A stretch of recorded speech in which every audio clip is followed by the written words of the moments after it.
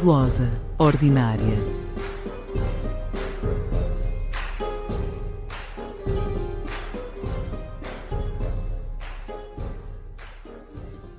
Olá, bom dia, boa tarde, boa noite. Bem-vindos ao Glosa Ordinária. Hoje estou aqui a Mariana Leite com o Filipe Alves Moreira. Olá, bom dia, boa tarde, boa noite a todos. E a Joana Gomes. Olá, bom dia, boa tarde, boa noite. E para este episódio especial, o último do nosso ciclo sobre a poesia trovadoresca, chamamos um convidado, também ele especial, o Stephen Parkinson, que foi professor na Universidade de Oxford e que é o grande especialista sobre o tema de hoje, que são as cantigas de Santa Maria. Olá, Stephen. Olá, bom dia, boa tarde, boa noite.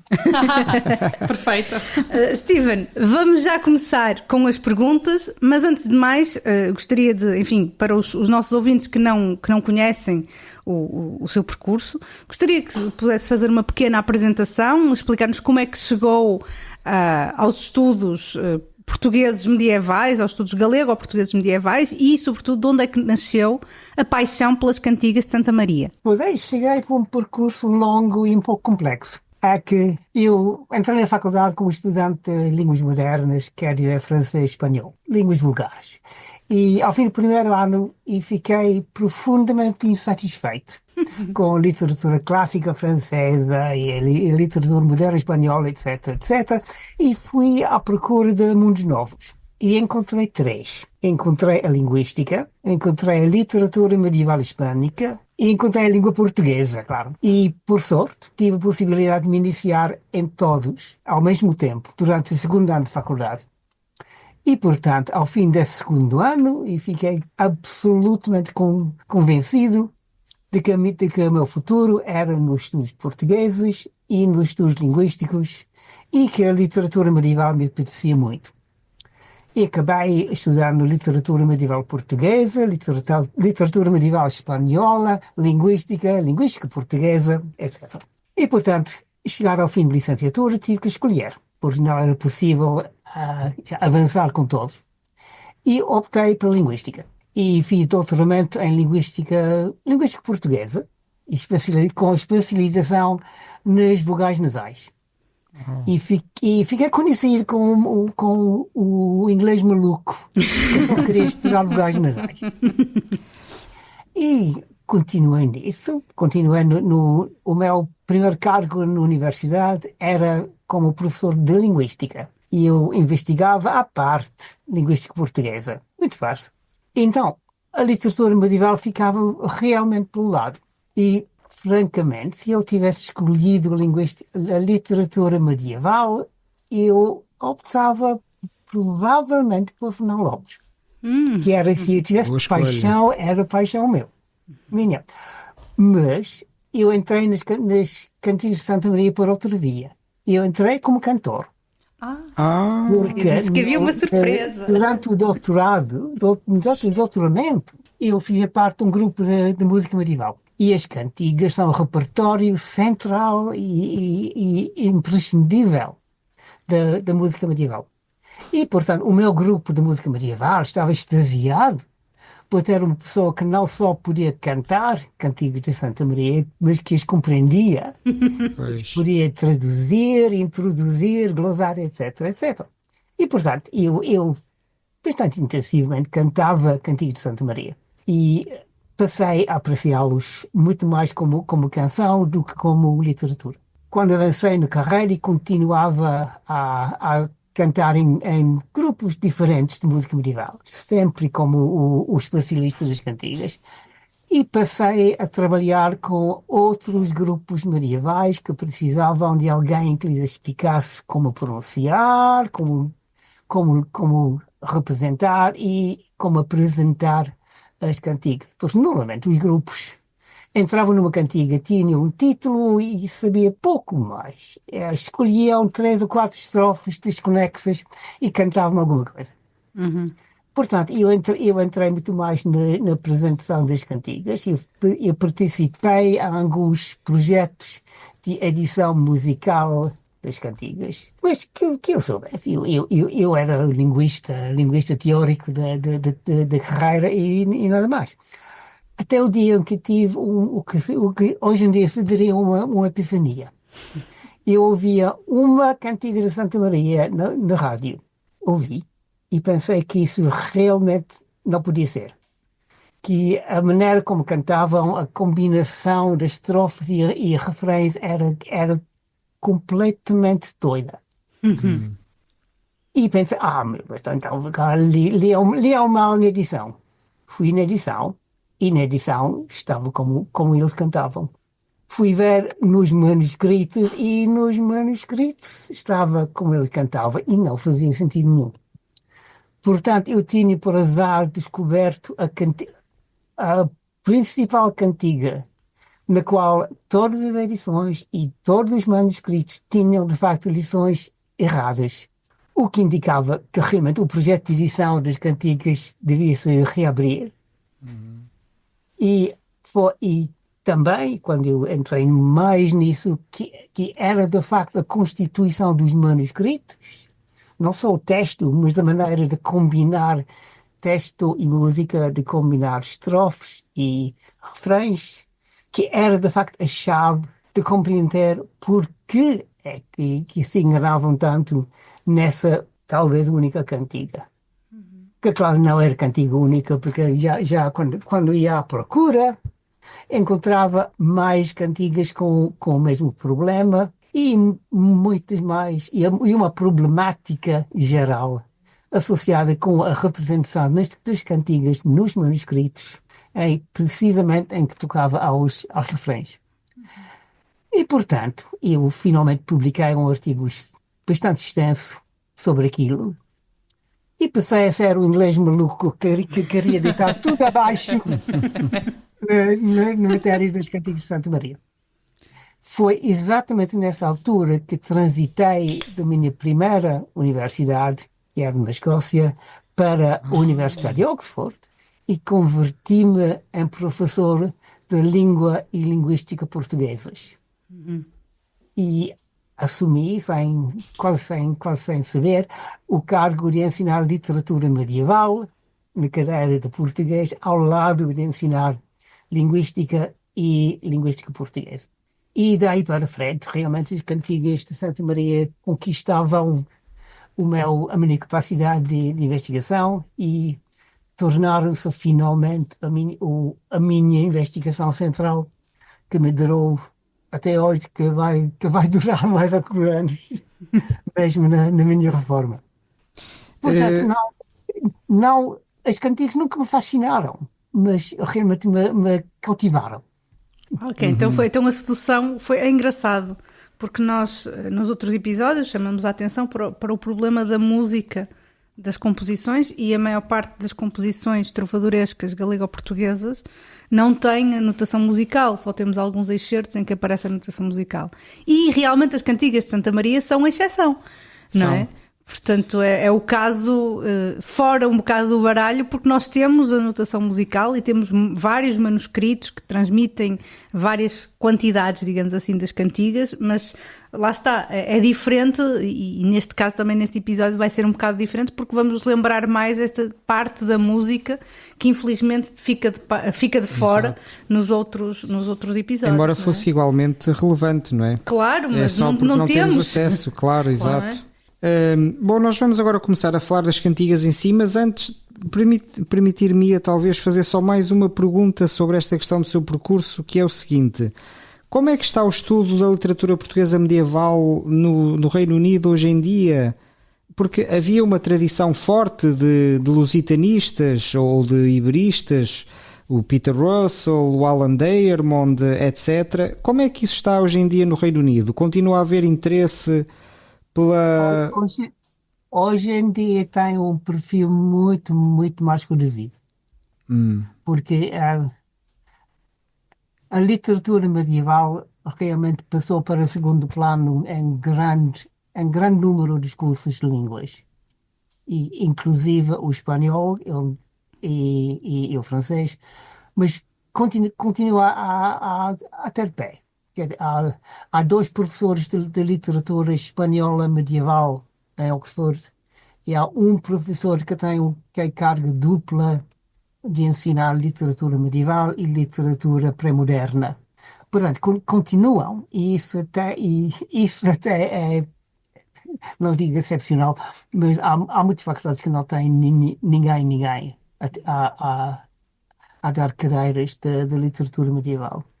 E especialmente no âmbito do português, que é de facto uma língua em expansão nas universidades britânicas. A expansão está quase sempre por parte da literatura africana, da literatura brasileira Pois. do filme e da televisão. E, portanto, a literatura medieval tem que continuar a lutar para ter uma posição, mas ao menos nas universidades mais antigas está sempre erradicada. É interessante que em Oxford ensina-se a matéria das cantigas também num curso de música. Ok. Há uma cadeira de lírica medieval na cadeira de música medieval e lá entram, felizmente, as cantigas. Portanto, ainda é um reduto, no fundo, porque claramente é transversal e até internacional este problema que nós vamos assistindo dos estudos medievais, em geral, não é? E para o caso português ainda mais, não é? Talvez falar desta literatura com este formato também ajuda a cativar as pessoas e a perguntarem-se porque é que não são ensinadas, não lhes é ensinado este tipo de matéria. Então, eu agora passaria, se calhar, a uma questão mais diretamente relacionada com as cantigas de Santa Maria e começaria pelo princípio, que é quando é que surgem as cantigas de Santa Maria? Podemos apontar uma data exata, um período? Como é que elas vêm a ser o que são hoje? Pois bem, perguntar quando surgem é uma pergunta um bocado melindrosa, porque tem que ver, digamos, da maneira como se pode dizer que uma cantiga surgiu. Ora, as cantigas de Santa Maria têm os manuscritos das cantigas de Santa Maria são realmente onde se aparece as cantigas.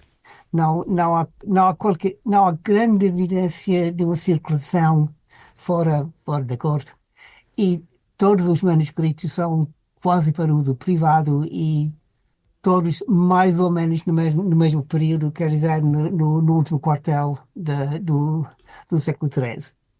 Mas ao que parece, o rei Afonso X tinha fama de ser cantor da Virgem, já antes de termos, de facto, evidências de cantigas de Santa Maria em manuscrito ou em intercâmbio. É interessante. Já um trovador occitânico fez uma cantiga a Santa Maria e na introdução identifica Santa Maria como a santa que o rei Afonso X canta. Portanto, já nos anos 1270 era evidente que as pessoas sabiam que havia cantigas sobre Santa Maria. O primeiro núcleo de cantigas data provavelmente de meados de 1270, 74, 75, porque, ao que parece, havia uma primeira coletânea que era mais ou menos para uso privado do rei. Era um cancioneiro privado com um número significativo de cantigas feitas por outros e possivelmente isso viajava com ele quando fazia como o que os reis faziam sempre, que era circular pelo país a tratar de coisas reais. Pois isso é o motivo que aparece até na célebre cantiga 209, aquela em que ele diz que é curado pelo livro, é a não é? cantiga 209 que narra exatamente como um livro da Virgem faz parte da curação do rei. E eu tenho algumas dúvidas sobre a veracidade da sim. Claro.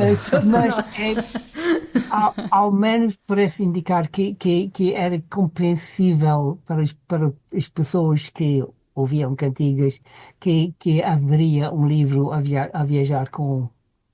Eu tenho já uma possível discussão sobre como é que o que era esse manuscrito e o que passou com ele, mas isso talvez fique para mais tarde. Quer dizer, que já nos anos, à volta do ano 1275, 6, havia essa primeira coletânea, provavelmente de 100 cantigas, e que provavelmente Afonso X compôs algumas deles. Sei lá, talvez 10, 15, 20. E o resto eram, de facto, uma coletânea mariana bastante convencional. Eram cantigas ou litúrgicas ou narrativas retiradas da tradição global latina europeia. Foi o que se passou depois disso que tornou as Cantigas de Santa Maria num projeto muito diferente. E um projeto não só pessoal, digamos, mas talvez dinástica. Mas já agora, quando dizemos que o Afonso X compôs as cantigas, o que é que significa exatamente que ele compôs as cantigas? Sabe-se? Quer dizer, isso. Nisso eu discordo muito com os meus colegas. Quando falamos do primeiro núcleo, eu acho que temos de facto o direito a falar de Afonso X compor uma cantiga. Há umas cantigas completas, há umas cantigas ou pessoais ou com essa complexidade linguística e métrica que se espera de Afonso X, que parecem indicar-se como obra principalmente do rei. E também há cantigas prologais e epilogais que principalmente representam as ideias e a técnica do rei. O resto, eu acho, eram composições encomendadas. O que acontece mais tarde é que a composição das cantigas se faz como obra de ateliê, como obra de conjunto, sem um único autor para a peça. Temos muito mais exemplos de cantigas que são reformuladas, que são estendidas, acrescentam-se estrofes, retiram-se estrofes e portanto, passa algum tempo a ser uma obra dirigida pelo rei, mas na qual o rei tem uma participação muito mais limitada. Passa a ser um bocado mais como os projetos historiográficos até, não é? Como um produto, um scriptório. Ou jurídicos, sim, ou todos, na verdade. Sim, todos, na verdade, sim, é verdade.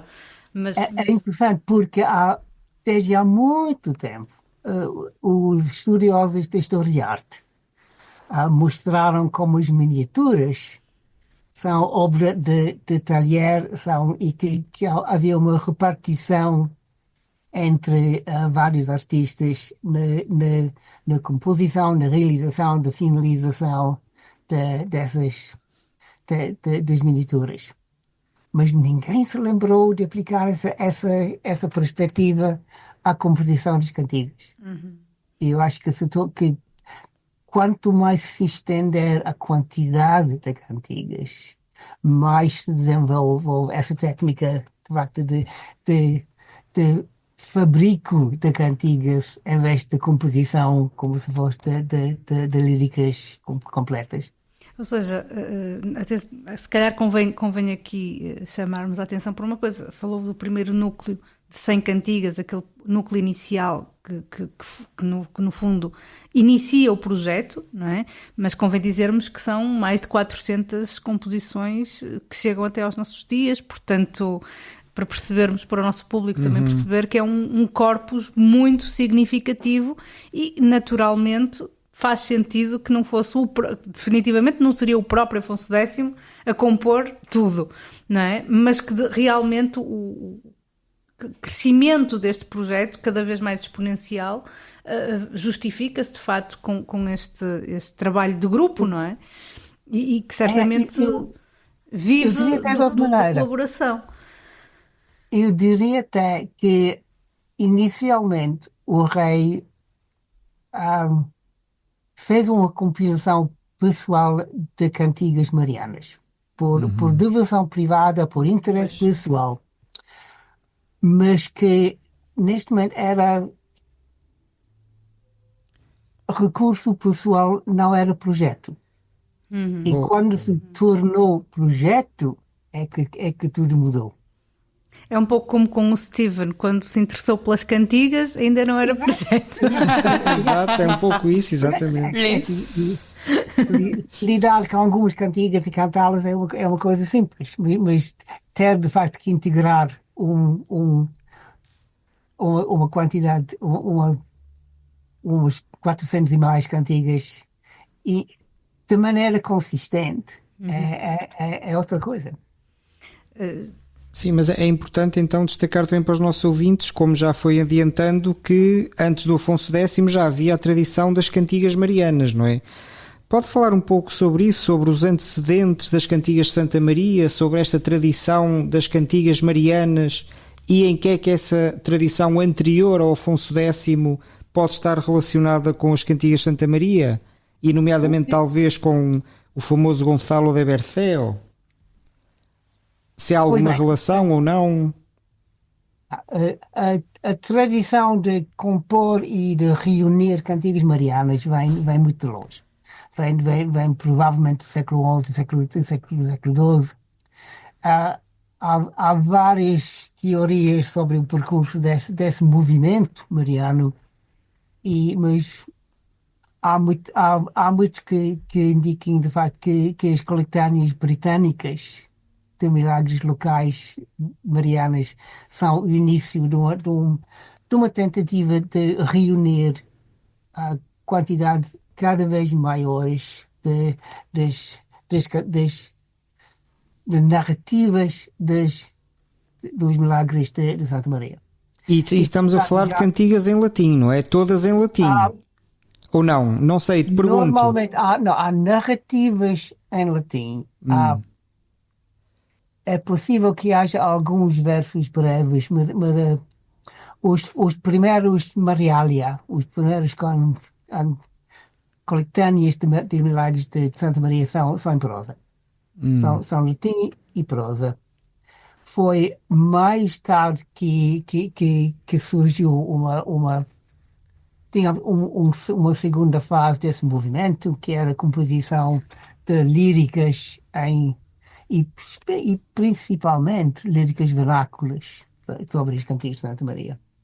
E nisso, Afonso X e Gonçalo de Berceo, acho eu, são uma bifurcação dessa tradição. Porque Berceo insere materiais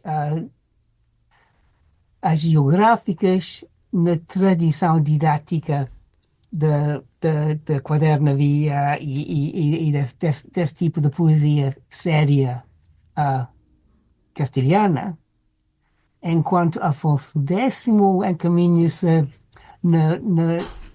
pela lírica trovadoresca, aí nisso segue realmente escritores como Gautier de Quancy, que criava versos, criava como Berceo, Gautier de Quancy escrevia poemas muitíssimo compridos. Enquanto em Afonso X o comprimento é muito, muito mais variável. Mas eu acho que o segundo aspecto em que Gautier de Quancy inovou era de combinar cantigas líricas não narrativas e cantigas narrativas. Que é aquilo que nós temos nas cantigas de Santa Maria. E Afonso, e acho bem provável que essa ideia de combinar loures e milagres era uma imitação de Gautier de Quancy. E só para situar no tempo, pronto, o Berceo 1220, 1230 e o Gautier de Quancy é de que época? Só para situar os nossos ouvintes. Gautier de Quancy é um pouco mais, acho que é um pouco mais temprano, mas é início do século XIII. E também compõem em latim? Ambos anteriores a Afonso X. Não se sabe se Afonso X, de facto, se a equipa de Afonso X tinha, de facto, acesso a um manuscrito de Gautier. não se encontram manuscritos de Gautier quase nunca na Península Ibérica. E isso acho é relevante porque Afonso X usa as mesmas fontes que Gautier e que Berceo.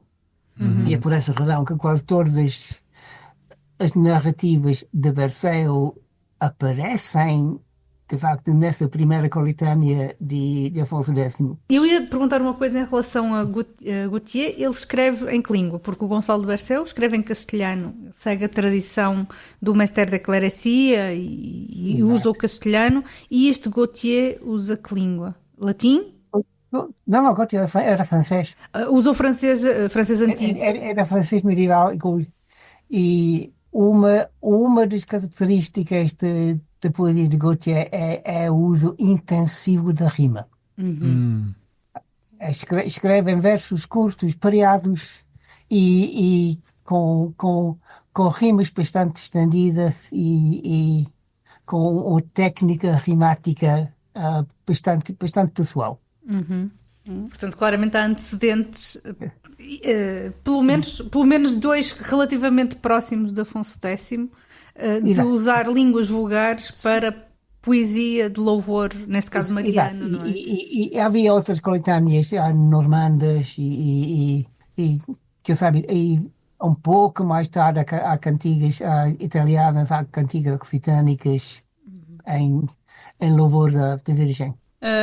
Pronto, na sequência daquilo que também já referiu, da aproximação das cantigas de Santa Maria à lírica trovadoresca, sabemos também que estas cantigas têm particularidades muito específicas que as distinguem das restantes cantigas da lírica galego-portuguesa.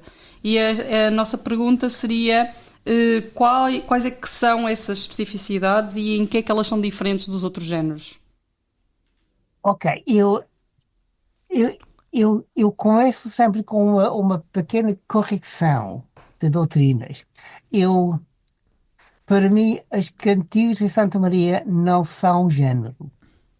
Isso é importante. Então, As cantigas são um cancioneiro completo, estruturado, autossuficiente, que tem uma temática consistente, que é a temática religiosa, mas não constitui um género precisamente por ser uma coisa, um produto único. Não, eu acho que Afonso X não tinha qualquer ideia de criar um género que se duplicasse. E quando citarmos que as cantigas são cancioneiro, podemos ver dentro e aceitar que dentro destes cantigos de Santa Maria há géneros. E a divisão genérica é bastante simples. Há cantigas líricas, litúrgicas, paralitúrgicas ou trovadorescas, de uma parte, e há narrativas de milagre de outra parte. Okay. Quer dizer que temos géneros que se definem tanto pela constituição métrica como pela temática e o conteúdo. Então é quase como se fosse.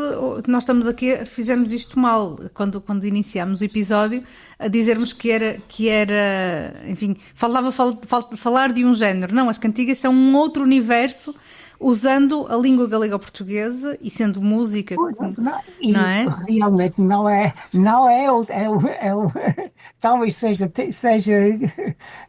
no mesmo universo como céu e terra, mas se olharmos essa divisão genérica das cantigas de Santa Maria, é uma divisão perfeitamente paralela à divisão entre o cancioneiro amoroso da lírica profana e o cancioneiro satírico. Porque o cancioneiro satírico é, em grande parte, tem muitas cantigas que são, de facto, cantigas narrativas. não são cantigas, digamos, de ideias, são cantigas de contos, e são contos engraçados, são contos que têm bons e maus, e que revelam a fraqueza dos humanos. Sim, para quem tiver curiosidade e não tiver ouvido o nosso episódio sobre a poesia satírica, vão ouvir, até porque Exato. uma das composições que recitamos é paradigmática disto, que é o famoso gesta do Dom Belo Pelho, não é? Se ia-se Dom Belo Pelho em uma sa maison, e que realmente é uma narrativa de escárnio, e que de facto é uma história que está a ser contada. Pois é, mas não só isso. Todas essas histórias das soldeiras e dos clérigos, e quer dizer, há uma veia narrativa muito forte no cancioneiro satírico, que também, claro, imita as formas do cancioneiro erótico, mas que desenvolve essa técnica de escrever poemas mais compridos e com maior consistência. E nisso, em termos de métrica, as cantigas de Miragre são absolutamente uniformes, em que todos usam essa estrutura métrica do Zajal, o precursor do Virelai francês. Sem exceção, as cantigas de Miragre fazem aquilo. E pode só explicar aos nossos ouvintes brevemente o que é isso da estrutura do Zajal, por favor? O Zajal, o Zajal ou Virelai é uma forma com refrão, mas digamos, dois aspectos muito particulares. Uma é que é o refrão que inicia o poema, em vez de ver só ao fim da estrofe. E a estrofe é o que se chama uma estrofe com volta. A parte final da estrofe repete ou reanuncia a métrica e as rimas do refrão. Quer dizer que é uma estrutura cíclica. O que se ouve e o que se lê, porque a métrica é a estrutura também, é o refrão que enuncia o moral, o sentido, a interpretação da cantiga. Depois há estrofes que avançam a parte narrativa ou discursiva, e a parte final dessa estrofe lembra que o refrão está a voltar. E a segunda parte tem a métrica do refrão, depois reentra o refrão. Portanto, lembra em termos de ritmo, música, suponho também, e tema? Ou seja, recolhe tudo? Ou é apenas o ritmo e a... Não, é que tem duas... A parte central daquilo tudo é a volta. A volta em espanhol. E na poesia, isso acontece na métrica. É que a métrica da volta repete ou reanuncia, como digo, a métrica do refrão. Claro, isso pode ser uma mudança bastante brusca se o refrão tiver uma métrica muito diferente da métrica da estrofe. E isso nas cantigas complexas acontece aqui. O refrão tem versos de comprimento de comprimento diferente, que é uma divisão de versos diferente. E quer dizer que a parte inicial da estrofe e a parte final da estrofe são bem diferenciadas. Na parte final do corpus, divulga-se um modelo de versos na qual a métrica não muda, mas apenas as rimas. Quer dizer, são estrofes monométricas. E tem normalmente três versos de uma rima e o quarto verso que é a volta, que repete apenas a rima do refrão. Ora, nessas cantigas, é a música mais do que o texto que indica a mudança, o trânsito da mudança para a volta, porque normalmente, e tem sempre, é só normalmente, a música tem música diferente para o refrão e para a estrofe. Precisamente por aquilo que estava a dizer sobre as complexidades da métrica e da estrutura rimática, e aquilo que disse precisamente agora por causa da música variar, eu pergunto sobre que música é esta das cantigas de Santa Maria. É diferente dos vestígios que nós temos do resto da poesia trovadoresca em galego-português? É uma música própria? É uma música inspirada noutras tradições? Que música é esta? Ouça, eu nesses casos prefiro diferir aos juízos dos meus colegas musicólogos, em especial do professor Manuel Ferreira, que é o meu colaborador nos projetos de edição. Mas eu, como cantor e apreciador, eu posso dizer algumas coisas, acho mais básicas. Primeiro, claro, com 415 cantigas com música, há algumas que não têm, umas poucas. Seria curioso esperar uma consistência perfeita e absoluta, e em comparação com 13 músicas das cantigas profanas. E ainda por cima, desculpe-me, deixe-me só lembrar que não há cantigas de escárnio, não é? Pois, não há música para as cima. cantigas de escárnio, só temos... E é interessante que quando alguém quer representar cantigas de escárnio em forma cantada, onde é que vão procurar melodias? As cantigas de Santa Maria. As cantigas de Santa Maria. Eu não sei se o Afonso X iria gostar disso. Bom, ele compôs muitas cantigas de escárnio. Mesmo assim.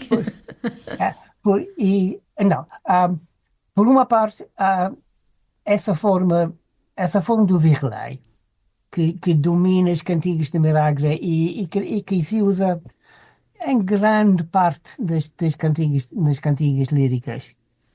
Isso é um fio condutor, é um aspecto que dá consistência ao corpo todo.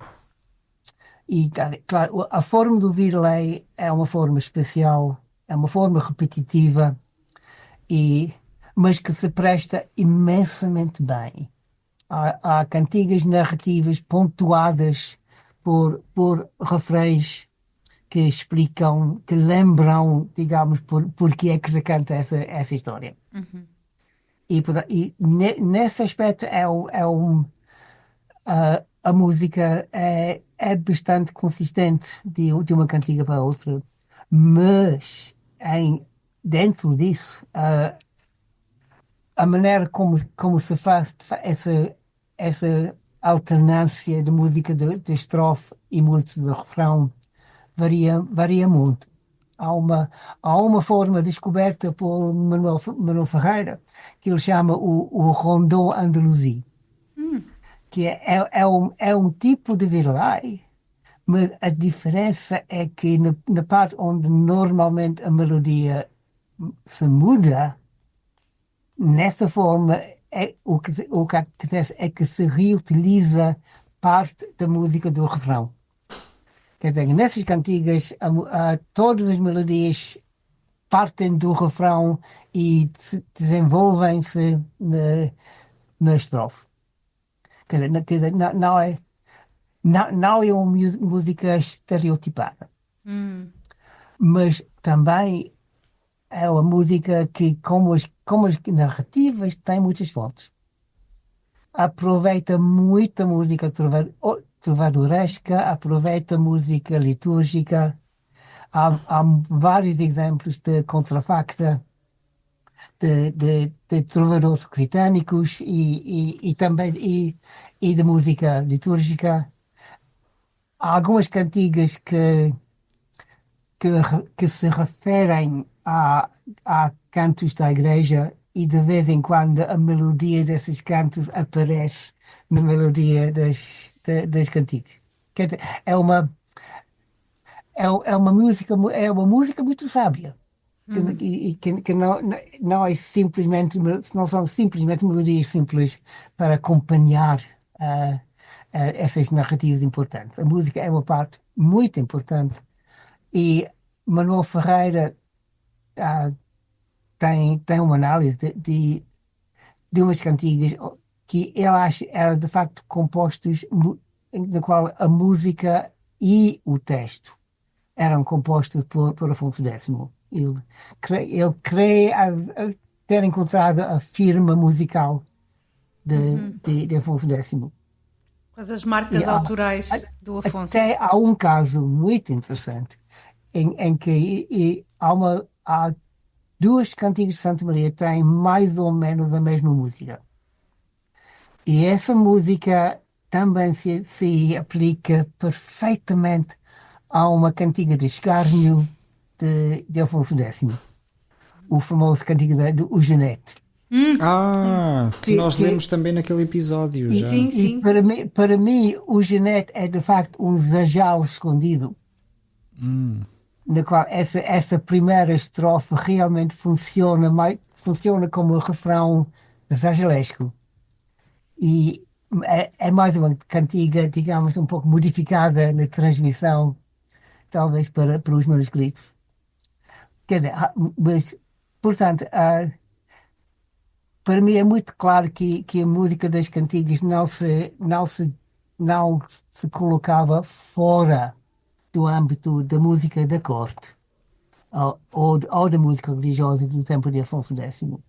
São de facto as cantigas profanas com música que constituem uma problemática diferente e a música de Martin Kodax é provavelmente uma música tradicional, a música de Dom Dinis é uma música é uma música que se conforma muito mais à técnica de música dos trovadores occitânicos, onde se tem melodias bastante simples que se aplicam, que se adequam ao texto, em vez de o texto se adequar à música. E houve algumas tentativas de encontrar cantigos de Santa Maria, assim, há pouquíssimos. Alguns cantigos de louvor funcionam dessa mesma maneira, como entoadas que depois se aplicam às estrofes diferentes. Mas normalmente a música das cantigas é uma música muito formal, com essa forma do virlei, e isso dá mais um aspecto que para mim é interessante, que é uma música independente. É uma música que se pode tocar, uma música cíclica, contínua, que se pode tocar como pano de fundo de uma recitação das cantigas. Isso é engraçado porque realmente aproxima muito da lógica da música litúrgica, porque quem estiver familiarizado, a música litúrgica é muito assim, é muito... Muitas vezes o objetivo da própria música no culto religioso é ultrapassar a mera recitação do texto e é quase como uma comunhão com aquele ritmo repetitivo, quer dizer, mesmo na contemporaneidade, a música litúrgica composta agora continua a seguir uma lógica bastante repetitiva e quem ouvir um salmo a ser cantado, recitado, é muito isto, no fundo. Não é? E é por isso que muitos concertos das cantigas de Santa Maria têm várias cantigas são interpretadas só com instrumentos. Não os cantam, tocam sempre com uma música que tem valor estético independente e que se desenvolve com a sua própria estrutura. Portanto, no caso do Afonso X, podemos dizer que a música, e sobretudo nestas cantigas, a música tem uma função quase de elevação espiritual ao mesmo nível do texto. Daí que sejam incluídos, se calhar, instrumentos que pudessem, à partida, interromper a experiência de compreensão do texto, porque nós vemos nas iluminuras instrumentos de sopro, que se calhar, quando estamos a pensar em ouvir uma composição cantada, um instrumento de sopro é capaz de colidir um pouco com a voz, não é? E se calhar mas no caso das cantigas de Santa Maria não há esse problema, por assim dizer, não é? A música realmente é fundamental para a experiência. É. E é curioso também essa diferença grande em relação à música do Martim Codas e dessa em relação à de Dom Dinis. Sim. Portanto, são de facto géneros, até isso também aponta para diferenças grandes entre a cantiga de amigo e a cantiga de amor por um lado e as duas face às cantigas de Santa Maria, não é? Sem dúvida. A música também aponta para aí, não é? Por isso é que nós estamos tão mancos. Pois é, há um caso, eu acho que é a melodia da primeira cantiga de Martim Codas, que um musicólogo argentino, o lamentado Gerardo Hussebi, ele mostrou que essa melodia aparece não só em Martim Codas, mas que também numa cantiga de Santa Maria, e que é de facto uma música de origem litúrgica. Isso para mim é um caso muito interessante do percurso de uma melodia por todos esses géneros. Mas, claro, cantar uma cantiga de amigo exige uma música diferente. Porque a combinação da repetição e variação nas cantigas de amigo fazem com que uma música com padrão repetitivo próprio podia, de facto, esconder o funcionamento dessa música. E, portanto, as cantigas de Martim Codas, que também são a música funciona independentemente, mas estão muito mais adequados a esse tipo de lírica. Bom, e agora falando mais do texto do que da música, há pouco já referiu esta questão de que as cantigas de Santa Maria foram evoluindo, foram se tornando um projeto do rei. Gostaríamos que falasse um pouco mais sobre isso, sobre essa, digamos, a forma como este projeto foi surgindo e foi crescendo, e particularmente também num aspecto que é que o Afonso X foi acrescentando milagres pessoais, isto é, cantigas que se referem a ele mesmo ou a acontecimentos do reinado dele, que é um aspecto também muito interessante, não é? Pode dizer alguma coisa sobre isso, portanto, sobre a evolução do projeto e depois especificamente sobre as cantigas, sobre o próprio Afonso X, sobre o reinado dele? Não, eu posso dizer muito sobre isso. eu costumo distinguir entre as duas edições das cantigas e as 3 fases do projeto Cantigas. Como já disse, começamos com uma edição, digamos, privada, pequena, um cancioneiro realmente perfeitamente estruturada, porque é coletânea de 100 cantigas. 100 cantigas com prólogos e epílogos. Era realmente a melhor construída, acho eu, de todas. Era 100 cantigas, eram 100 cantigas repartidos em 100 décadas de cantigas. Cada 10ª cantiga é uma cantiga de louvor. É tipo rosário. Pois, que era isso mesmo que eu estava a pensar, é exatamente o rosário, não é? Isso é uma ideia que vem de longe. E tem, além disso, tem um prólogo que explica o que o rei está a fazer. Tem um epílogo que na primeira versão diz que o rei oferece essas 100 cantigas a Santa Maria.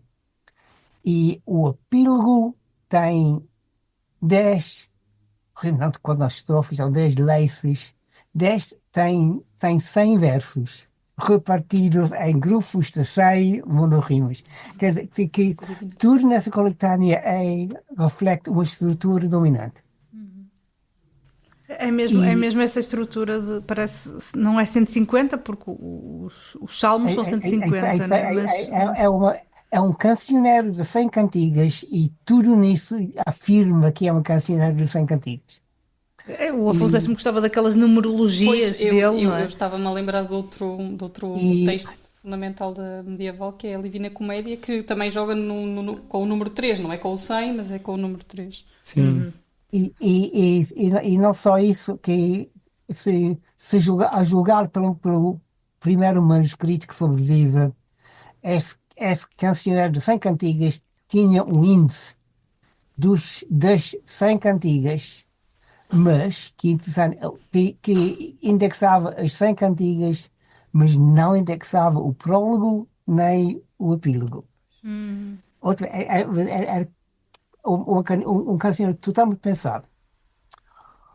Ora, isso é que se reproduz no Códice Toledano.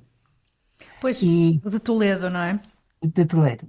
E sabemos isso em parte porque a numeração das cantigas é perfeita e as cantigas levam o número dentro do manuscrito e esse número condiz sempre com a numeração no índice. Ora, isso foi a primeira edição, primeira parte do projeto.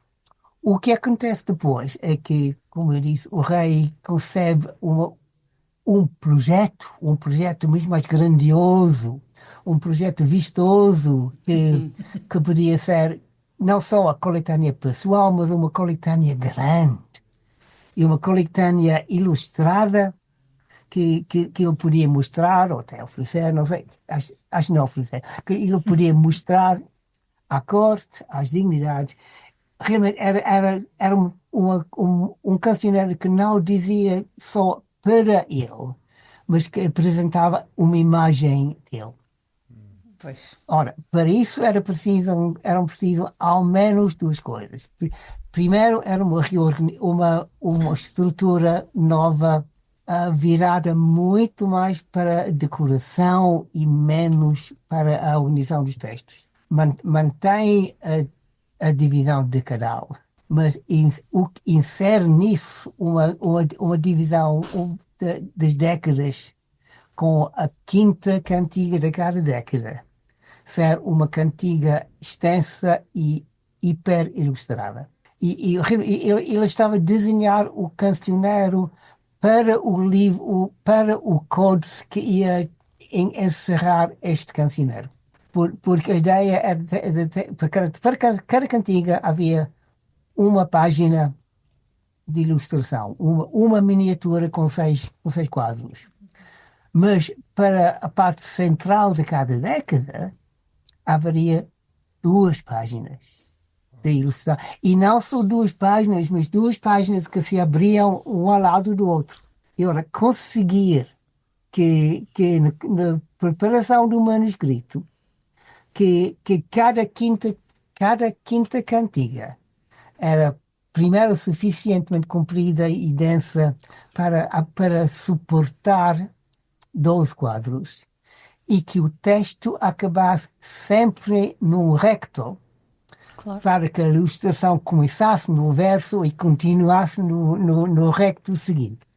Portanto, isso era o desenho do livro que começa a dominar a composição do corpus. E, portanto, claro, primeiro era preciso reorganizar todas as cantigas para permitir essa repartição de cantigas de tipos diferentes. Isso é a constituição dos quinais, como chamam as cantigas da numeração quinta, que é o primeiro passo na reorganização das 100 cantigas originais. Mas não só, é que de 100 cantigas não bastava. Uhum. E o que temos na primeira parte dessa segunda edição a constituição do melhor códice, que é o dito Códice Rico, que tem 200 cantigas, com esse desenho de livro, com essa constituição, e no acabamento quase perfeito. É um código muitíssimo bem feito e muitíssimo bem construído. É provável que o Códice Rico fosse concebido como a primeira parte de um cancioneiro de 400 cantigas. Mas o que acontece é que, enquanto a fazer o Códice Rico ficava dentro das possibilidades do escritório, quando tentava acrescentar mais docentes, é que lhe vinham muitos problemas de organização, de capacidades, e também, isso é uma das novidades, que tudo isso se começou. A preparação de cantigas provavelmente era contínua desde 1270 para o fim do reino. Mas a composição dos manuscritos iniciava-se apenas em 1282. É que temos de ter em conta as circunstâncias. Quase no fim da vida dele, não é? E além Guerra Civil. E se o rei, claro, esperava que esse grandioso cancioneiro o estabelecesse como o grande patrono, o favorito da Virgem, mas não tinha recursos para acabar. Pois, E cada vez mais cercado pelos inimigos, pelos filhos, etc, etc. E o que acontece que é a preparação do segundo códice dessa edição de luxo realmente que tornava-se cada vez mais difícil e não acabou. Quantos códices já agora, quantos manuscritos é que transmitem as cantigas de Santa Maria? Se calhar devemos ter começado talvez por aí, não é? Já falamos do de Toledo, que é a versão inicial, digamos. Toledo tem 100. O Códice Rico tinha 200, mas perdeu algumas. Depois de feito, perdeu um caderno ao fim e roubaram-se algumas folhas do meio.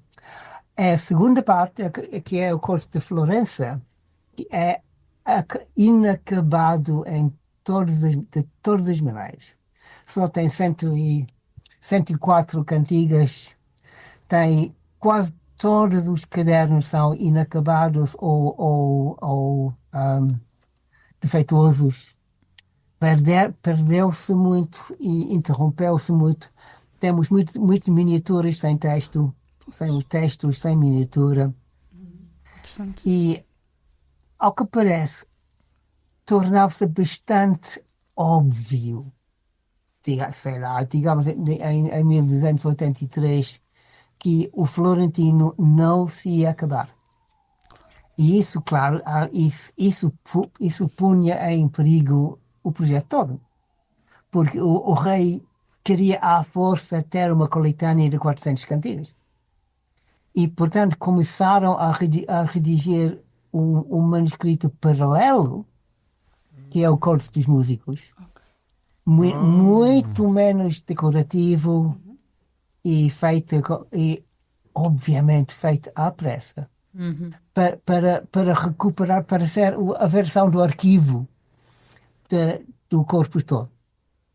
E o Códice dos Músicos reproduz quase perfeitamente a ordem das cantigas do Códice Rico. Quase há algumas trocas, mas só isso.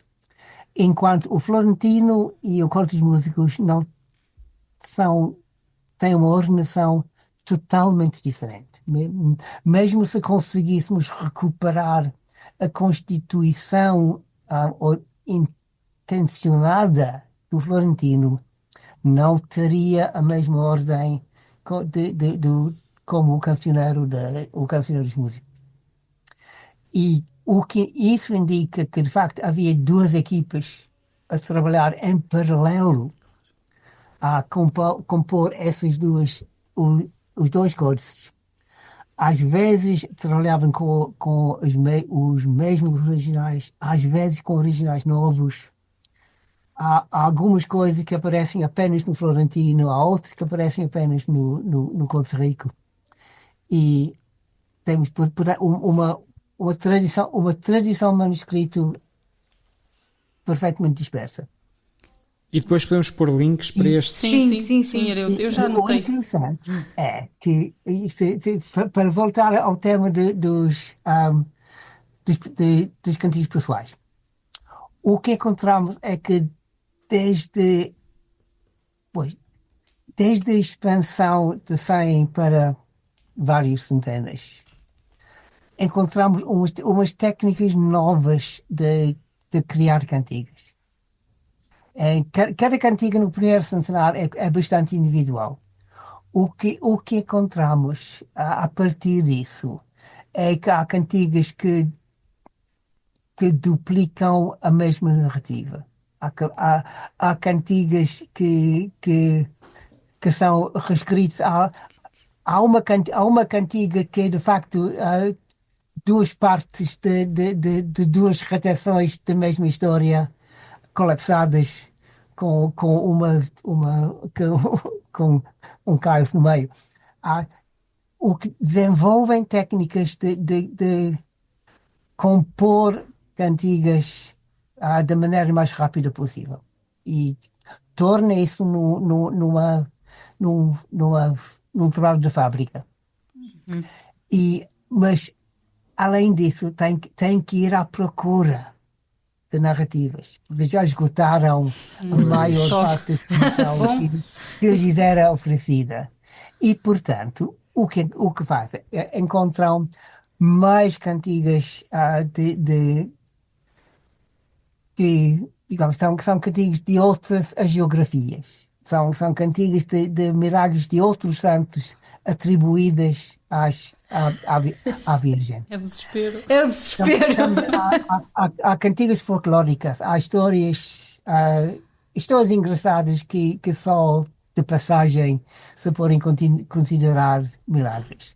E também, nessa parte, vê-se muito facilmente que a maior parte das cantigas que podiam vir diretamente do rei são nessa segunda parte. São a partir de 90. E, portanto, o rei estava a contribuir narrativas pessoais ou que se pensavam genuinamente milagrosas, ou de facto para inventar novos milagres da Virgem Maria para com o rei Afonso X. Pois, eu creio que a primeira, estava aqui a tentar ver, mas porque creio que a primeira cantiga em que se relata um milagre que é relacionado basicamente com a família dele, não é? Creio que é 122, em que se narra um milagre em que a Santa Maria ressuscita a irmã de Afonso X, Berengária, por intercessão de Beatriz, da mãe de Afonso X. Portanto, creio que será a primeira em que temos, lá está, um milagre que é protagonizado pela mãe do Afonso X, na verdade. Há possivelmente uma mais antiga. Há a cantiga no 18. É uma cantiga que não tem qualquer entrada na tradição latina. É a cantiga dos gozanos de seda. Do bicho da seda. Do bicho de seda. Passa-se em Segóvia. É o milagre acho que é de Sevilha. Onde os bichos de seda fabricam tocas para imagens da Virgem. E a conclusão dessa cantiga diz que os vermes fizeram 2 tocas. E uma foi para a Capela do Rei. Portanto, já está aí. Já está aqui. Ok. Mas isso é muito isolado. As cantigas da família do rei, e eu acho que começa no 122, Há uma cantiga o pai dele, mas também há várias cantigas relacionadas com a esposa dele, com a mãe dele. Sim, a mãe dele é uma personagem fantástica nas cantigas.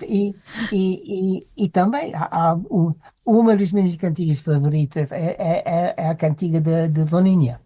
É a minha preferida de todas, é a melhor de todas para mim. Do animal de estimação do rei. Sim, para mim quando chegássemos à parte da escolha, eu ia escolher essa. E, portanto, quer dizer, o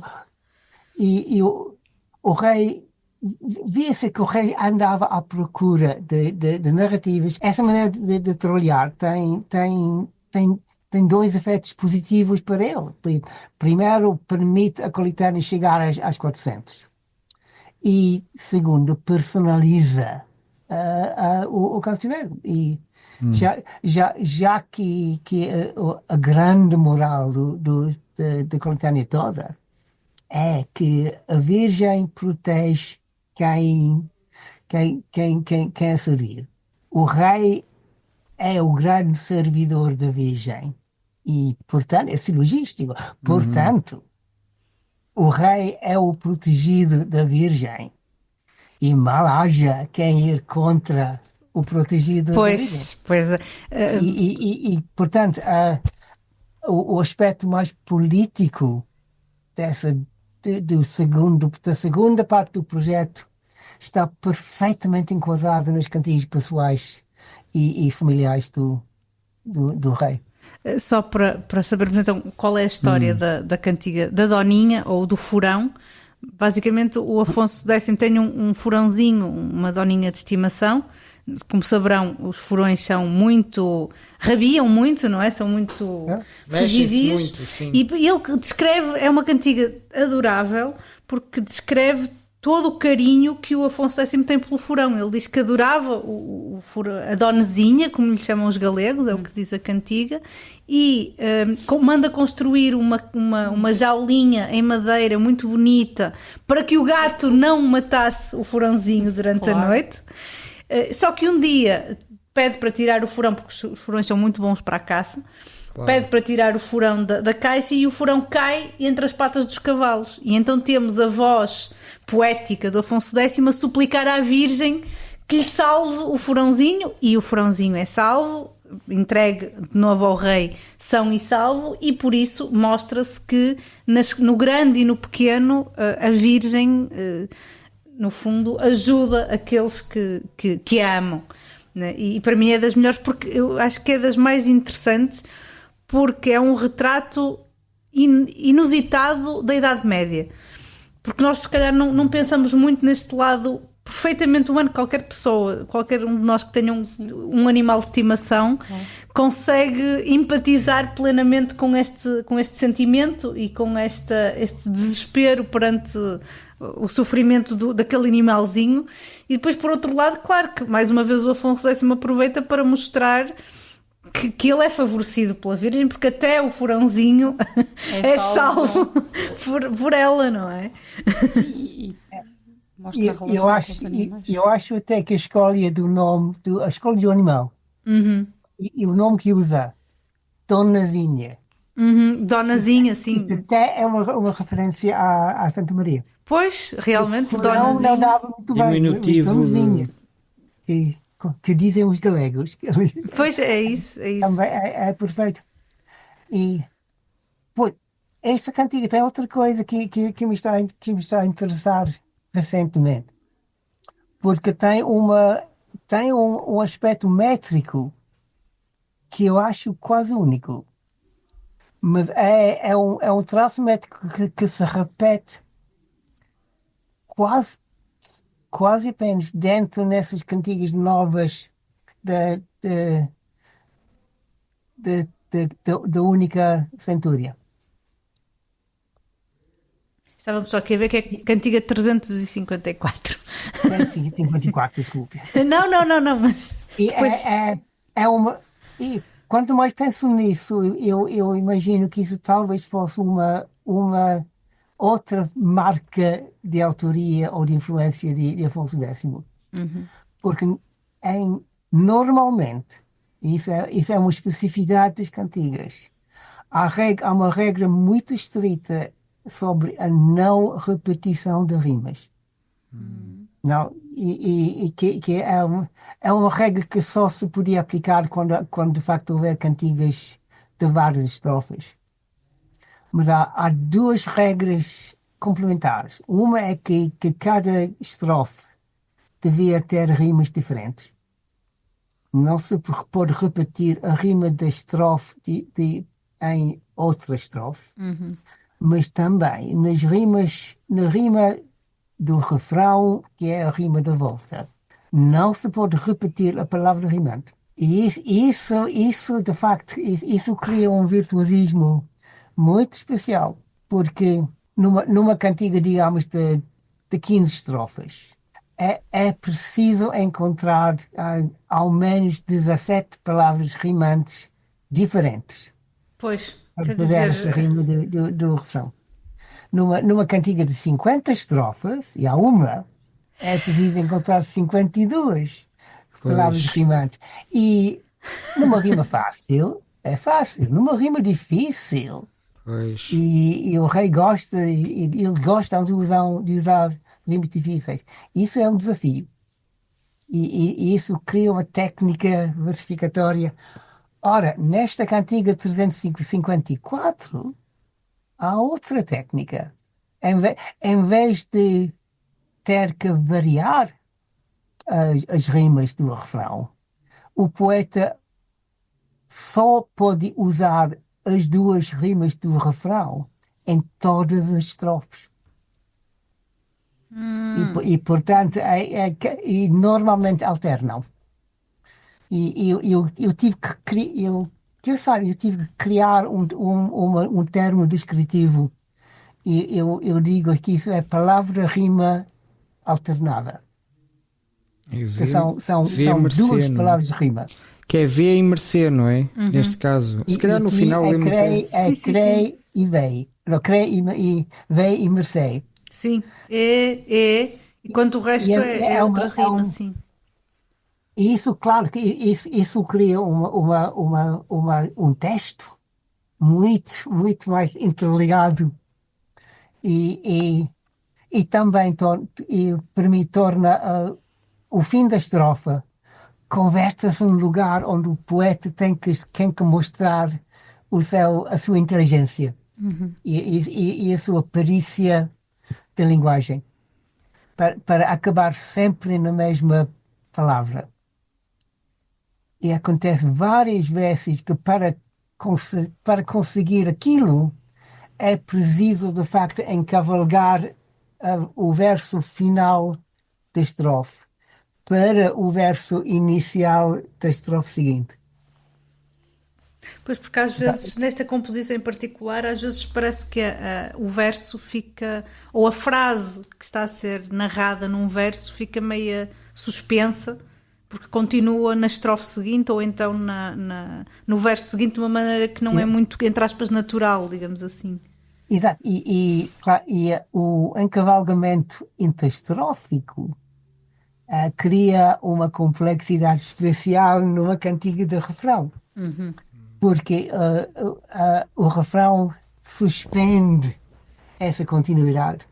Mas se calhar a ideia é essa, é deixar toda a gente em suspenso. É deixar em suspenso para saber o que é que vai acontecer ao furãozinho. Isso para mim é uma maneira de brincar com os ouvintes. Adivinhem o que vai seguir. Exato. O que é que será que vai acontecer? Para alguns comentaristas isso é um desvio horrível. É uma quebra totalmente inaceitável na narrativa.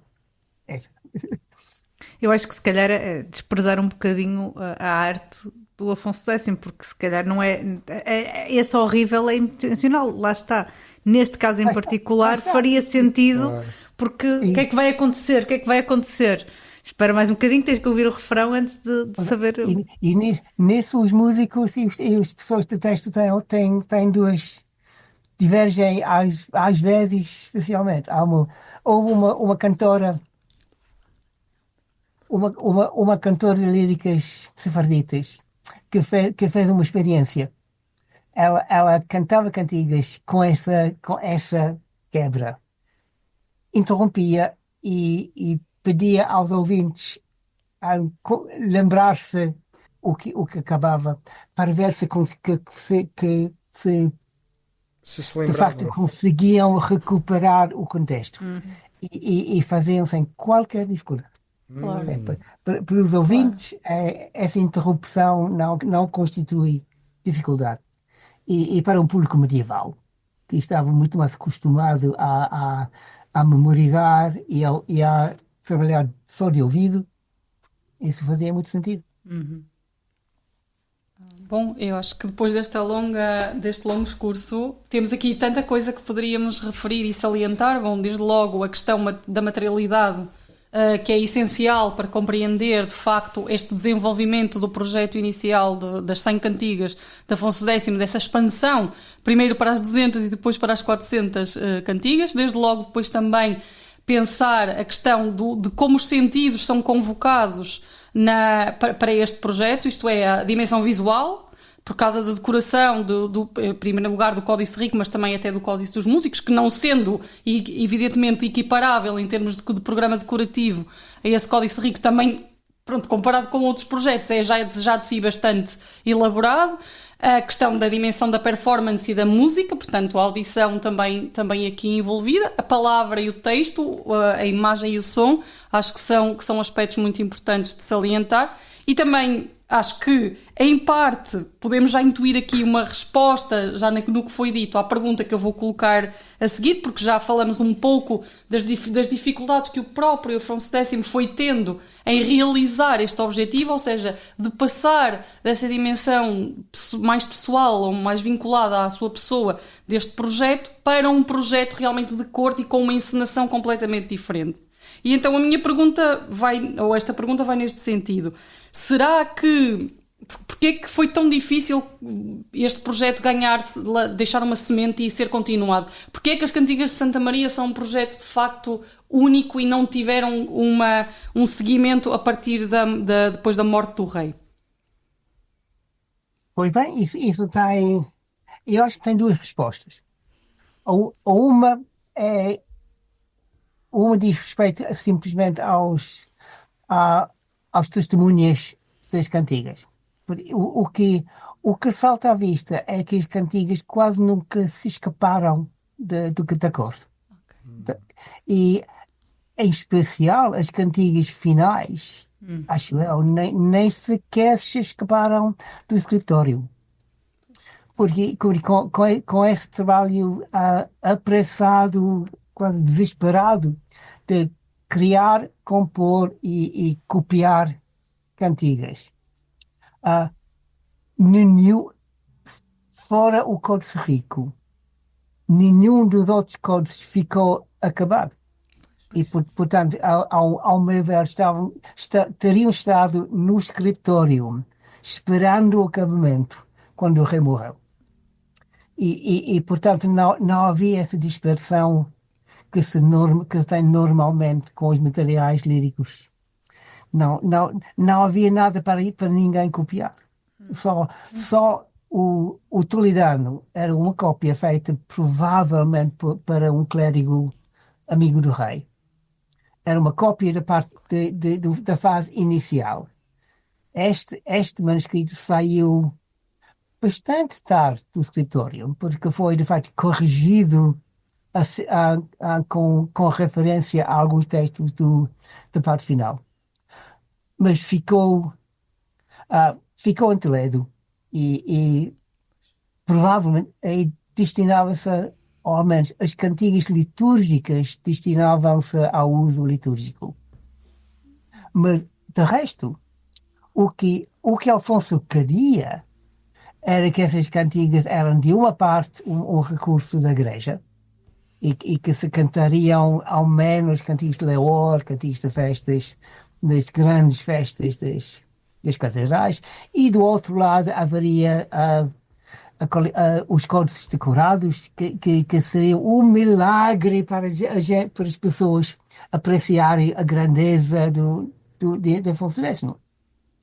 Mas o que aconteceu não foram acabados. E a única maneira do rei para propagar era de fazer o legado dos manuscritos. E acho que é por causa disso que os manuscritos das cantigas são indicados especificamente, ou pois, são indicados como um grupo de elementos para dispositivo testamentário. E a intenção do rei era que fossem para a Catedral de Sevilha, para de facto ficar abertos ao público. Mas ele tinha que reconhecer que o herdeiro provavelmente teria direito a recuperar. E aconteceu de facto que inicialmente os 2 manuscritos decorados foram quase, ao que se sabe, se recuperaram quase imediatamente para o rei Dom Sancho, e o Códice dos Músicos pouco tempo depois. E claro, o rei Dom Sancho não estava tão empenhado em enaltecer a reputação do pai. Pois, guerra civil contra o pai. Embora tenha preservado os códices. O trabalho dele era de facto contrariar essa. E portanto, realmente, encerraram-se nas bibliotecas reais, foram para o Escorial, de onde quase não sai nada. Mas o Florentino, de facto, foi dado por um dos reis a uma das infantas, que não lhe achava grande coisa, porque não provavelmente nem sequer era códice, era um grupo de cadernos dispersos. E sabe-se qual era esse rei e essa infanta? Sabe-se quem era? Eu teria que ver a professora Laura Fernandes, a quem trata em grande pormenor daquilo, mas já da coleção real passou a uma coleção privada de uma infanta que fez doação a um dos empregados dela, e finalmente acabou no mercado de livros italiano. Quer dizer, teve a mesma sorte que o manuscrito da lírica profana, que também foi para coletores italianos. E é por causa disso que o Corte da Florença acabou em Florença. É a única que saiu da Espanha, e portanto ficou escondidíssimo durante muitos anos. E portanto era ironicamente o desenvolvimento do cancioneiro foi um ato político por parte do rei. A quase supressão desses volumes pelos herdeiros foi também um ato político. Sim, não foi destruído, mas também não foi propagado. Não, eram conservados como propriedade preciosa da monarquia, mas não eram divulgados. E fora, parece que algumas cantigas se escaparam para Portugal e acabaram copiados no século XVI, acho eu, num códice português. E ainda não se conseguiu saber precisamente como isso aconteceu. Podia ter sido que Dom Dinis fosse permitido copiar algumas cantigas também para uso próprio, mas realmente sim, não até porque há notícias no século XVI, salvo erro, há notícias de que o Dom Dinis também terá composto cantigas marianas, não é? Salvo erro, também há essa notícia. Isso podia ser uma versão dessa tradição. Há outro fugido, era uma cantiga de louvor que reaparece nos cancioneiros profanos. Pois está no Cancioneiro da Biblioteca Nacional, não é? É na Canção Bíblica Nacional. E ao meu ver, na minha última conclusão, o que apareceu no Cancioneiro de Bíblica Nacional, o que se integrou, portanto, na grande coletânea portuguesa da lírica profana, era uma folha roubada ao Conde Rico. Pois.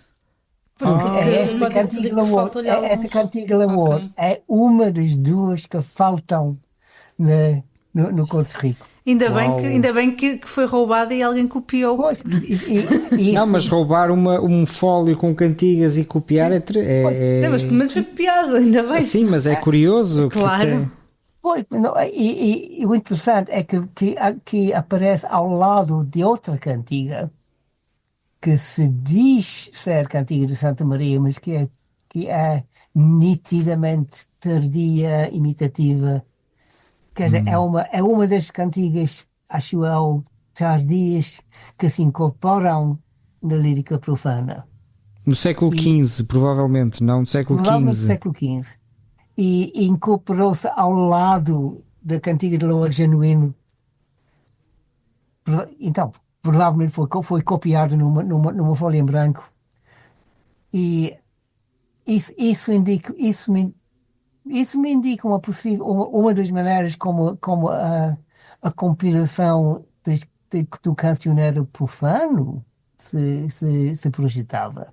Que era, não era de copiar e reproduzir grupos de cantigas, mas era de reunir folhas soltas Pois. em pastas ou em codes muito mais informais. Que parece ter sido também como viajava o pergaminho Vindel, que fazia parte de outras encadernações. E, portanto, as cantigas viajavam, mas só por acidente. E não foram divulgadas como o rei seguramente queria que fossem. Algumas cantigas referem-se a milagres ocorridos em Portugal, não é? Salvo erro, até há, por exemplo, há um ciclo. E a pergunta é: isso quer dizer que haveria uma tradições portuguesas de poesia mariana? Será que quer dizer isso ou não necessariamente? Não, eu acho que o que o rei fazia era mandar pessoal a muitos locais recolher milagres locais. Provavelmente não milagres em verso, mas milagres escritos, milagres digamos, de tradição oral. E reunia em... Isso acontecia com cantigas de santuários espanholas, de santuários portugueses. E possivelmente quando o rei viajava e se encontrava com os nobres de dados locais, aproveitava a visita para de facto recolher para a sua equipa histórias que se pudessem converter. Vê-se nitidamente que outra vertente dessa expansão é a expansão no número de cantigas localizadas em santuários espanhóis, castelhanos e portugueses. E esse também, na segunda parte, eu disse uma vez, há um trânsito para o sul. Há mais santuários e os santuários estão na parte sul e não na parte do norte. Às vezes aproveita uma história já utilizada para um santuário no norte, para criar um segundo milagre localizado no sul. E também, do outro lado, há ao menos uma cantiga portuguesa que não se localiza em Portugal. Há uma cantiga de um famosíssimo milagre eucarístico. É o milagre da hóstia que uma mulher rouba para fazer um filtro de amor. Ela mete na touca e começa a deitar sangue. Que é parecido com o milagre de Santarém. É o milagre de Santarém. Pois. E eu tenho certeza que a cantiga 104, que se localiza numa vila muito mal identificada de Galiza, é de facto uma transportação do milagre de Santarém para o norte. Sim, mas a história é o milagre de Santarém, claríssimo. É o milagre de Santarém, sem dúvida qualquer. Mas a cantiga localiza-o na Galiza. Porque nessa altura, isso já... A cantiga 104 já está na parte muito anterior. Nessa parte da coletânea estava a propagandizar santuários do norte. Era salas, e só mais tarde é que tem milagres de Portugal, tem o grupo de milagres de Terena, que é um núcleo bastante importante, tem milagres em Estremoz, Em Faro. Faro, sim, é conhecido também este Faro. Há milagres em Elvas e portanto... Alenquer também, salvo erro, não é? Um clérigo de Alenquer. Há um grupo significativo, há um corpo significativo de milagres. Mas também há milagres do sul de Espanha, há os milagres de Castro Xeriz, e especialmente, isso realmente era o cancioneirinho que devia rematar a coletânea toda, que é o cancioneiro de Santa Maria do Porto. Pois, Porto de Santa Maria. De Afonso X. E é interessante que há mais de 20 cantigas de Santa Maria do Porto. Nenhum deles aparece no Florentino. E isso era um cancioneirinho que foi como unidade para a equipa que fazia o curso dos músicos.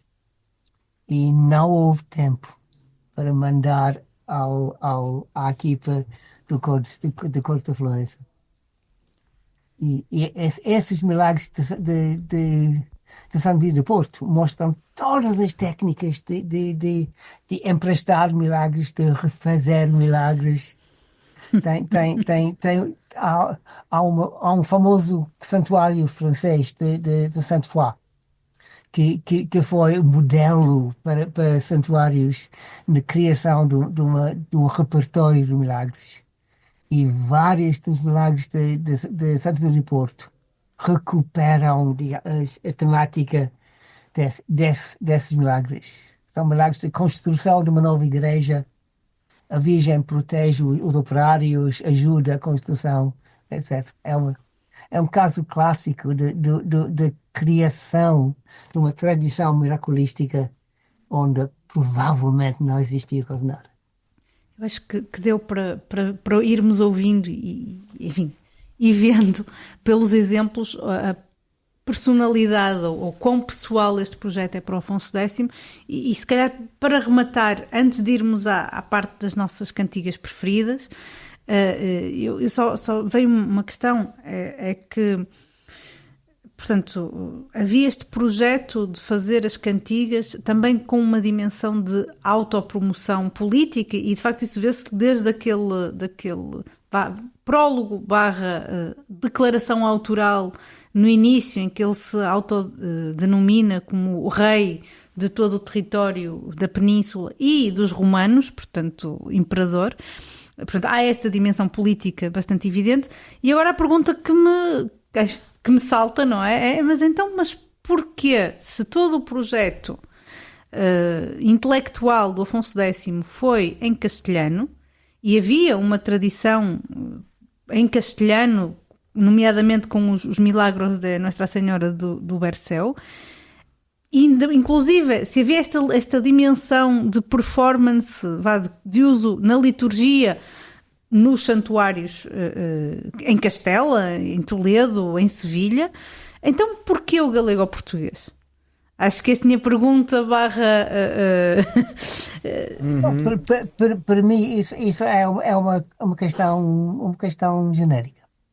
Porque o rei optou desde o início para usar uma forma lírica trovadoresca para encaminhar essas narrativas. Não optou por usar a forma didática da quadernaria. E, portanto, ele colocava esse projeto dentro do projeto trovadoresco. E ele próprio era grande autor no galego português. Sim, claro. Era um facto, que a língua que se usava para qualquer género lírico era o galego português. E acabou-se. E eu acho que nem sequer teria pensado em escrever em castelhano. Mas não deixa de ser, porque, claro, havia o modelo da clerecia, mas podia simplesmente, já que transformou tanta coisa, como é que seria inteligível? Seria inteligível, mas não era... causa uma certa estranheza, se formos a pensar bem, porque todo o projeto dele é fazer tudo em castelhano. Ele poderia perfeitamente, sendo tão competente, não é? Fazer poesia trovadoresca em castelhano. O projeto é de fazer obras em prosa em castelhano. E de facto, traduzir muito do latim, do grego, do árabe para castelhano. Mas esse projeto é um projeto poético. E ele apostava na durabilidade da linguagem trovadoresca dentro da corte. E claro que a corte estava acostumada às líricas em galego português. Qualquer cortesão provavelmente podia manejar o galego português. Mas quer dizer que o Afonso X não olhava muito fora da corte. E para uma coisa não podia ver que para ter uma persistência mais larga, que de facto uma língua do país inteiro dava muito mais proveito. Ele estava a ver muito de imediato. E isso foi uma das vertentes da falhança, realmente, do projeto. Falhou como projeto cultural porque não se acabou, falhou como projeto político porque ninguém o leu. Ninguém queria, como ninguém entendia bem aquilo também. E de facto, a apresentação mais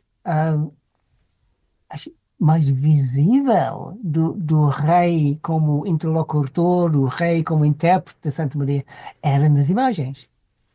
Ora, se não tivesse insistido em ter imagens nos códices, acabava tudo muito mais rapidamente. Pois é. Porque as imagens eram a parte realmente mais que requeria mais recursos, mais pessoal e mais tempo. E mais dinheiro. O Renan calculou mal. Como em quase todos os projetos dele. Aconteceu assim. É dar um passo maior que a perna. É sempre, mas é muito característico do Afonso X. Bem, pelo menos ficamos com um aspecto que talvez possamos, até para resumir este ciclo, não é? É a importância do galego ao português, basicamente da língua que está na origem daquilo que nós falamos agora, como a língua da poesia trovadoresca por excelência no centro e ocidente da península, não é? Portanto, sim, temos esse legado e acho que o público, pelo menos, fica recordado disso, não é? E esperamos que também estes episódios, sim, mesmo estes, incentivem a descoberta deste universo textos. Destes textos, não é? Até assume ao século XIV, porque as coisas mudaram. Sim, claro, mas até meados do século XIV, sim. Mas estamos a falar deste período inicial, não é? E com géneros tão variados, até um género que foi inventado por um rei de Castela para um uso completamente distinto daquilo que é a poesia trovadoresca que nós temos conhecimento, vai, e que nós reconhecemos mais facilmente. Se procurarem no YouTube, há uma quantidade enorme de representações de cantigos de Santa Maria ou de CDs atuais ou de performance gravadas ao vivo. As cantigas são muito mais saborosas quando cantadas. Pois é. Então, eu já falei da minha cantiga preferida, acho que não vou repetir, vou pôr aqui na descrição para quem quiser ler a célebre cantiga da Doninha, do Furãozinho, que é muito amorosa. Filipe, qual é assim a tua cantiga mais... Bem, eu tenho uma cantiga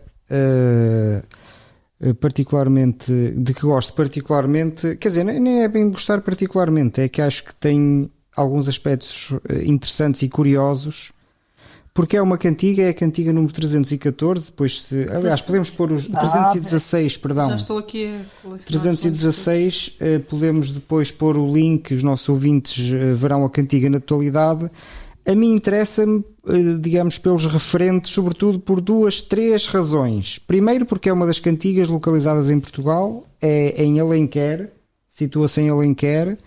Depois, porque é localizada no templo do rei Dom Sancho II, que é algo que também é um rei pelo qual tenho alguma estima, já estudei alguns nas crónicas, mas enfim, é um rei pelo qual tenho alguma estima. E em terceiro lugar, porque o protagonista da cantiga, portanto o indivíduo que protagoniza este milagre da Virgem, que protagoniza esta narrativa, é um clérigo trovador. Que fazia cantigas mais está.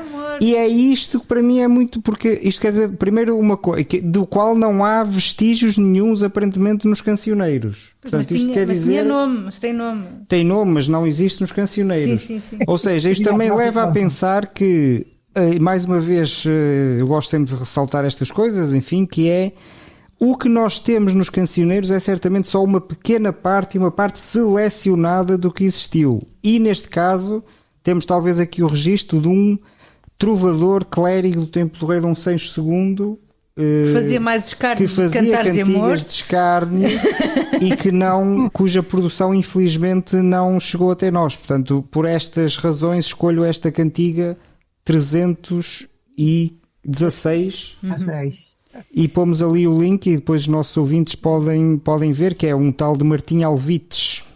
E tu, Joana?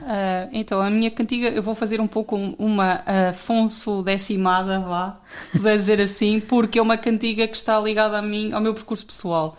Quando eu comecei a interessar-me por literatura medieval, ainda era muito, muito jovem, não percebia absolutamente nada, percebia muito menos do que eu percebo agora, de maneira que perceba muito, mas percebia muito menos do que eu percebo agora de cantigas de Santa Maria. Mas os meus pais ofereceram-me um CD de música do Theatre of Voices, do Paul Illier, e nesse CD a primeira cantiga era a cantiga 327, que é porque bem Santa Maria sabe os seus dons dar. E eu gostei muito dessa cantiga porque ela é muito cómica. É a história de um clérigo que vê uma senhora deixar um pano no altar e rouba o pano para fazer umas cuecas.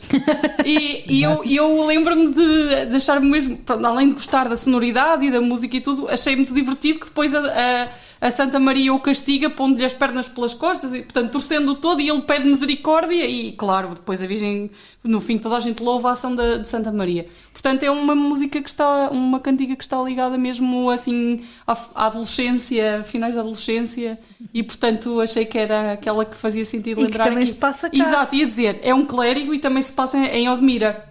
Em Odmira. Em Odmira. Portanto, também, por acaso, pronto, como digo, o referente principal foi esta ser uma cantiga daquelas que conheci primeiro, que tomei contacto primeiro, fora das cantigas que dávamos na escola. Pena não ter sido cantada pelo trio Odmira. Não, olha, isso aqui era. Meu Deus. E agora, Steven... Esta é uma cantiga que eu cantei muitíssimas vezes. Maravilha, é muito engraçado. E tem uma melodia que acompanha perfeitamente o texto. Tem a parte da melodia que conta, de facto, o azar do clérigo. É uma... Acho é um caso de cãibra noturna. Exato. há vários artigos sobre as condições medicais nas cantigas de Santa Maria. Não, isso acho, eu gostava, eu gosto imenso.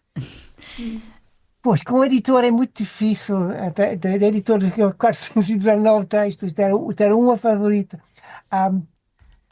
Para mim, provavelmente, isso é mais histórico do que estético. A Cantiga 7, da Abadessa Perénia, para mim tem muita história. E é uma das cantigas, é uma cantiga que realmente não se pode ler. E realmente se devia cantar a várias vozes. Porque não tem só narrativo, tem diálogo, e especialmente tem o bispo que vem de Colônia, uma dos topónimos em rima, que faz parte do estrambótico das cantigas. O bispo tem vários ditos onde primeiro castiga a Abadessa e segundo declara inocente. E uma das primeiras cantigas que eu cantei para académicos e não para público normal era essa cantiga. Eu estava no Congresso de Kalamazoo e lá havia a cantora Judith Cohen, que fazia um concerto e pediu-me à última da hora participar neste concerto e, de facto, cantar a voz do bispo. E portanto, essa é a minha cantiga. E eu, para muita gente, eu sou o bispo.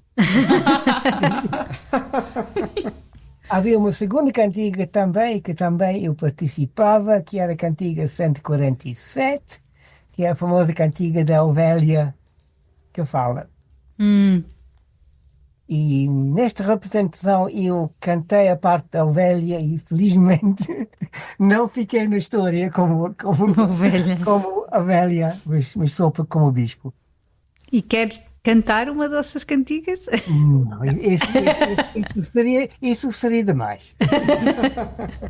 Mas de qualquer das maneiras nós vamos deixar as reproduções que houver disponíveis destas cantigas de que falamos, porque realmente elas têm que ser usufruídas na sua plenitude, como já deu para perceber ao longo deste episódio. Vamos pôr as ligações de todas as cantigas com música que nós tenhamos. Eu não sei se reparar, há 3 ou 4 anos eu tive uma sequência de comentários no antigo Twitter. Não vi. Eu tentava comentar uma cantiga por dia e eu metia lá eu metia um link para o texto da cantiga e eu metia lá a tradução da cantiga, eu dava algumas imagens e eu dava links às representações no YouTube.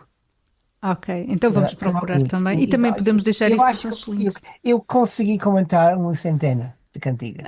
É quase o projeto inicial do Afonso X. Faltam 300. Eu posso mandar o link do X para... Ok, obrigada.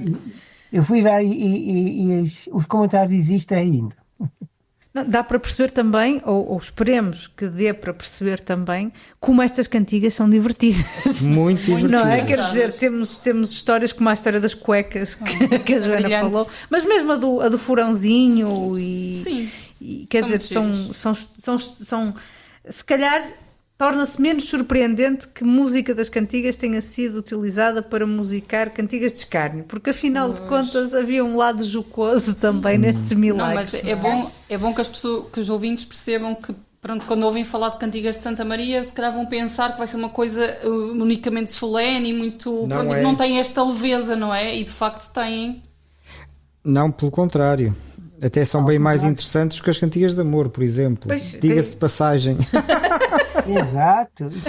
E quem gostar de animais, Pois há muitos animais nas Tem cantigas. muitíssimos animais. Há as ovelhinhas, há. Eu comecei a fazer uma lista e é enorme. Pois, é muito mais vivo, não é? E já agora também as iluminuras. Vejam também, Sim, vamos pôr links, vamos pôr Vamos. ligações. porque as iluminuras são fabulosas. Pois são, e são um É retrato. assim uma espécie de banda desenhada. É uma banda desenhada e Está dá aqui para- a dizer. Então ficamos por aqui. Mais uma vez agradecemos muito, Muito. esta lição do professor. Eu gostei muitíssimo de participar. Muito Nós obrigado. gostamos Estamos muito muito contentes. de o receber no nosso podcast. Além disso, também foi a primeira vez que estivemos todos juntos neste segundo série, salvo erro. Nessa terceira Sim, série. na Terceira série, é aliás. verdade. Terceira, é verdade. terceira. Sim, sim. É verdade. E por uma boa causa, eu E acho. exatamente. Foi Santa Maria. Foi Santa Maria, foi um Certamente que milagre. obrou Vamos este juntar isto aos milagre. milagres Ora da compilação. Portanto, agradeço a todos os nossos ouvintes. Como de costume, despedimos-nos Com amizade. Agradeço mais uma vez ao professor Stephen Parkinson. Até à próxima. Bom dia, boa tarde, boa noite. Até à próxima. Bom dia, boa tarde, boa noite. Até à próxima. Bom dia, boa tarde, boa noite. Boa noite.